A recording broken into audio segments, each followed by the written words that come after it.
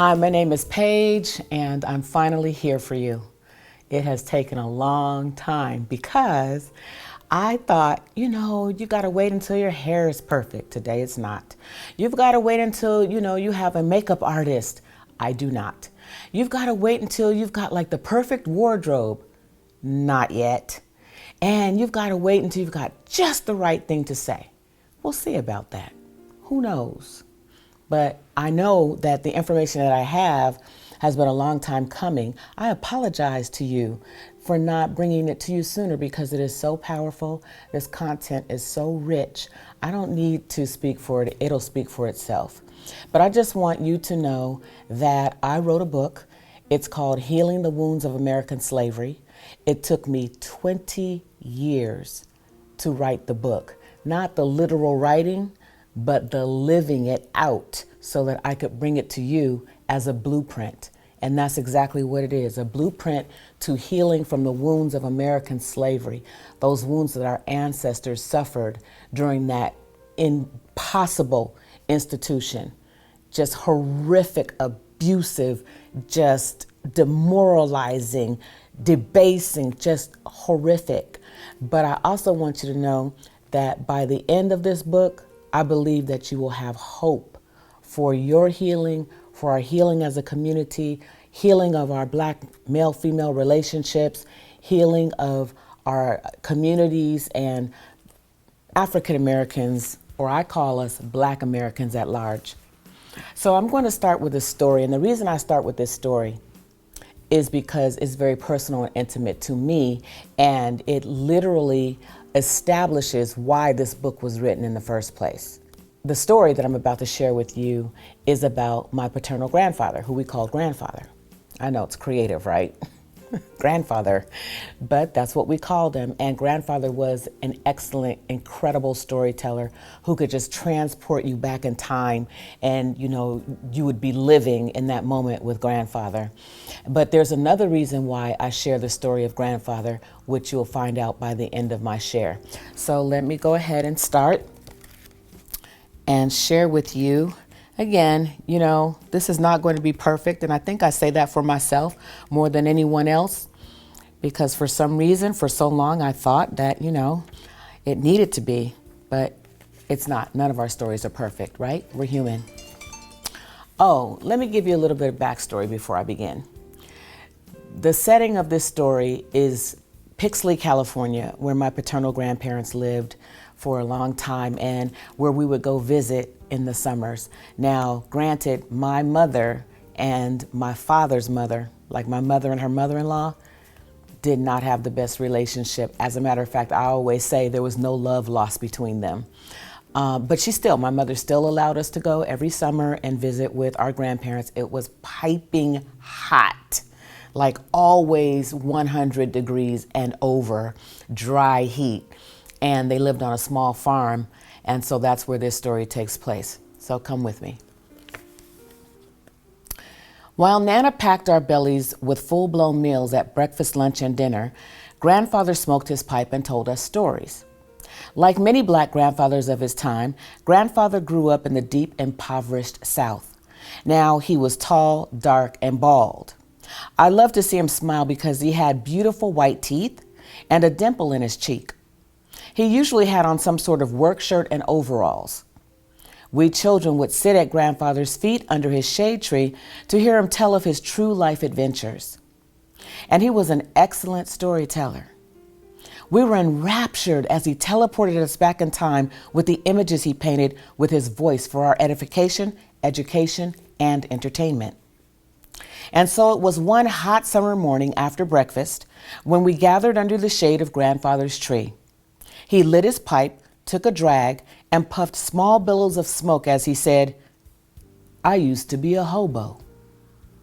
My mind perked up instantaneously and conjured the only picture of a hobo stored in my young mental arsenal. The hobo in my mind was a cartoon character I'd seen on TV, a raggedy old guy with a scraggly beard. He looked like a clown, carrying a long stick over his shoulder, a red and white checkered bandana tied to the end, filled with his few worldly goods. I replaced his face with grandfather's, not looking like a clown.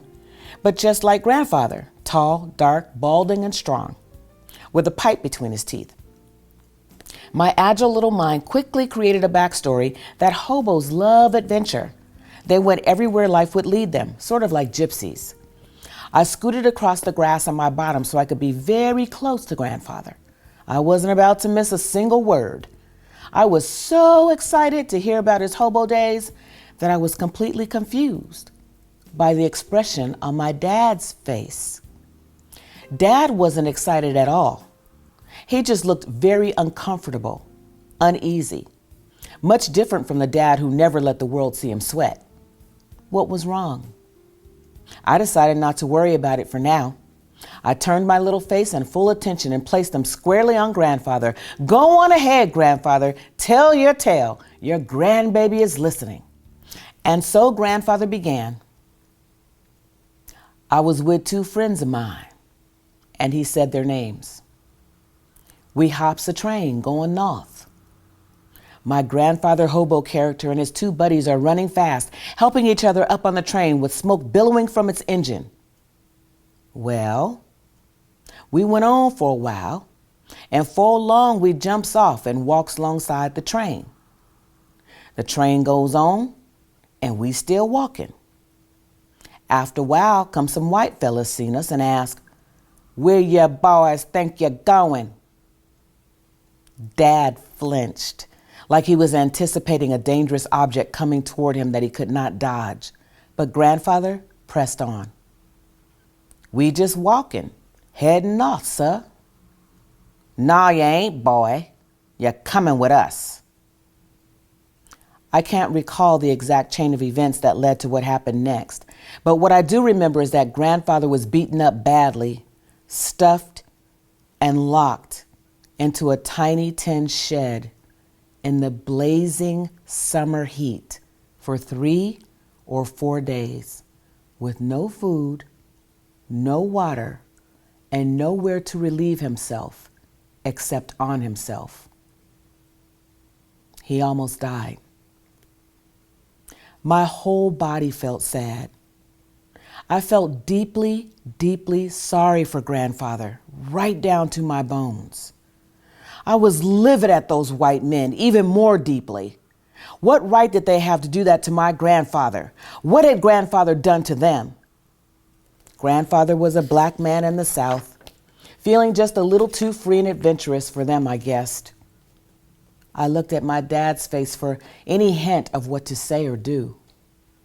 His eyes brimmed with water, hot with anger, but that man wouldn't let a single teardrop fall, as if he was storing it all up as a fuel of some kind. That was my first encounter with a brutal racist act against someone I loved, and I loved grandfather very much. So his story impacted me, stuck with me, informed me. That information is now a part of my DNA. I took 20 years writing this book, Healing the Wounds of American Slavery. And it now stands as a blueprint for anyone willing to take a similar path to the freedom, to the healing of American slavery, the wounds, the anger, the contained rage, having to hold it in, having no way of getting it out, the bitterness, the self-hatred. There's so many others. But back to DNA. I first started studying DNA based on the work of a scientist, a Jewish scientist named Rachel Yehuda. Rachel Yehuda did her work based on Holocaust victims and their descendants. And what she discovered is that the torture, the trauma, and the abuse that the ancestors, the ascendants, the ancestors had gone through, transferred down to their descendants. How did she know? Because simplified, what she recognized is that the strand of DNA, the cell and the strand of DNA in the ancestors that was distorted and affected by the trauma they had experienced, 2 generations later in their descendants, that same cell and that same strand of DNA was distorted in the same exact way. So I know for a fact that the trauma of our ancestors passed down to us. Those of us who are descendants of Africans, the African enslaved, I will refuse to call them slaves. Those of us who are descendants of the enslaved, African enslaved, who came here and were brutalized, tortured, and debased, dehumanized, and made to work for all of their natural born lives for no compensation, those same wounds were passed down from their DNA to ours.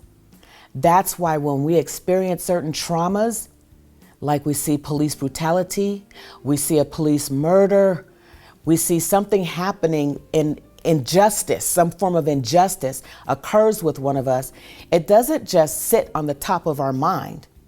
It goes all the way down to our bones. That's why we feel it like we do. And those of us who are willing to say so know what I'm talking about. So what happened to my grandfather informed my DNA as he was telling me a story about something that happened to him that really, for all intents and purposes, had nothing to do with me other than the fact that I understand now it informed my entire way of life up to the point that I recognized it. And so this journey that we're about to take together, if you should so choose, will give you information. It will connect the dots for you between what happened then and what's happening now. And the information in this book, remember, is researched and written over a 20-year period. A lot has happened in that 20 years. But all the way up to and beyond the George Floyd murder, the information is so clear, like I've never seen it before. And everyone that I've spoken to, everyone that I've workshopped with, everyone who has encountered my book, they tell me the same thing. Payge, I've never seen the information relayed in such a way and with such hope to be healed and live healthy lives from these wounds that still affect us. We do things we don't have any idea why we're doing. And then we don't do the things that we would want to do to advance, to unify, to go to the next level as a race of people. So thank you for listening. Thank you for allowing me to begin this journey with you. Thank you for giving me a reason to begin this video series. And why did I do it? Why did I write this book? Because I had no choice. Once I knew what I knew, I had to share it. But above that, it's because I love you. I genuinely love you. And you just keep that, lock it in your heart until next time. Thank you for listening. Bye.